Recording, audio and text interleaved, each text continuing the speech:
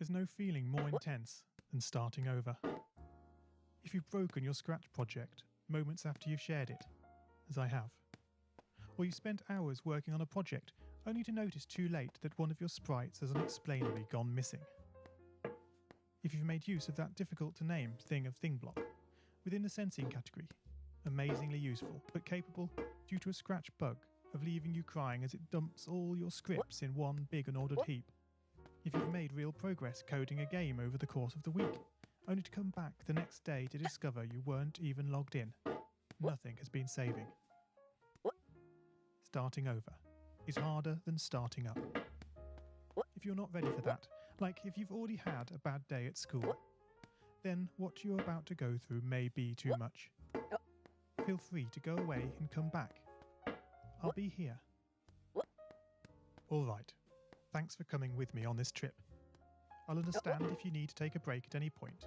Just find a safe place to stop and remember to pause the game by pressing P.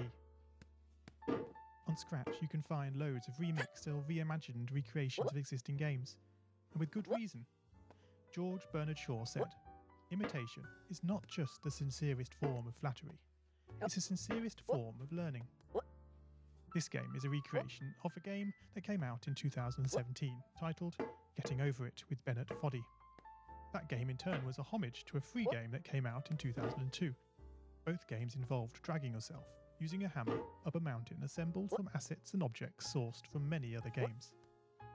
It seems appropriate then that, when trying to recreate Getting Over It in Scratch, that we should construct our mountain from the same assets used in literally millions of Scratch projects, the unmistakable contents of the Scratch costume library. Unlike Unity or Unreal, Scratch does not provide you with a built-in physics or 3D rendering engine. It has no state-of-the-art debugger, you can't even pause your scripts. We are forced to program old school. Our experience capped at 30 frames per second on a 480 by 360 pixel stage. But these very restrictions force us to experiment, to think out of the box, to grow as developers as we become masters of all things Scratch. And let's not forget, what we lack in technology, we make up for in community.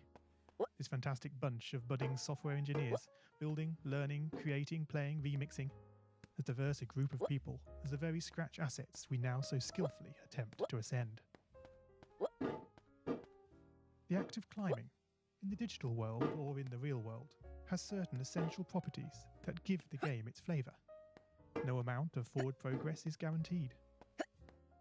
When you start Getting Over It, you're standing next to a dead tree, which blocks the way to the entire rest of the game. You prod and poke at it, exploring the limits of your reach and strength, trying to find a way up. When starting a new Scratch project, that initial blank slate is both refreshing and at times a little scary. Wouldn't it be great if we could travel forward in time and review our finished projects to see how well they turned out? I certainly wish we could. The real draw of coding, what gives it that special zing, is the challenge of accomplishing something you've never done before. At this point, you don't want to fall into the trap of rushing into creating loads of content, designing all the levels, the player costumes, all the easier stuff that can be perfected later. No, before all that, you need to prod and poke that tree. That is, understanding the coding difficulties you're expecting to face, and try out any ideas to solve them. You may not be able to time travel, but at least this way you can get a good idea of how well your project is likely to go, and potentially save yourself a lot of time. This project began life a couple of months ago as 3 simple scripts: the player, hammer, and level. I spent no time on the art, just using ScratchCat and a few rectangles drawn in the sprite editor. The scripts for the player quickly mocked up in a similar fashion to those I teach on my YouTube channel. With the hammer I had to improvise, because I'd never done anything quite like that before, and boy did I prod and poke at those scripts. What I had imagined and the results I was achieving were hard to reconcile. The hammer and the player sprites would get stuck in the walls and ground, shake and jiggle and clip up to the top of the screen. Worst of all, when I tried the bread and butter action of lifting the player up upon the hammer, any tiny movement would throw the player into a crazy up and down motion as if bouncing upon a possessed pogo stick. Things don't always turn out as you want them to, and sometimes it's good to take a break. So, for the time being, I shelved the project, letting it slowly slip down the list of unshared projects, joining the countless multitude of unfinished, unseen projects that haunt the vast storage archives of MIT. Have you, as you've been playing this game, stopped to wonder how you can balance on a hammer that is held out to one side?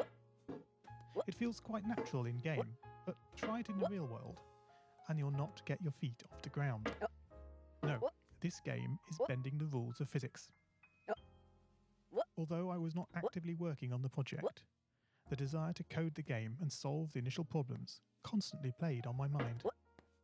Finally, I decided to give it another go.